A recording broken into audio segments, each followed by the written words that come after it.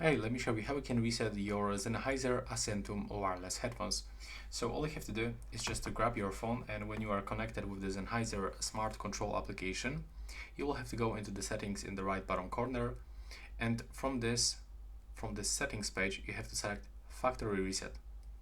So click on this, and as you can see now we've got information that it will take up to 20 seconds, and the reset restores the headphones to the factory default settings. So click OK,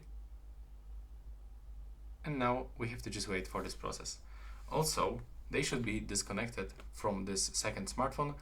I was using the dual connection, and as you can see now they are disconnected. Now they are also disconnected from this phone.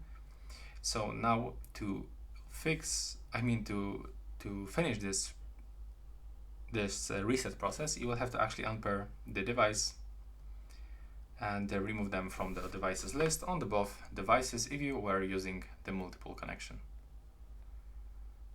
So this is it for this video.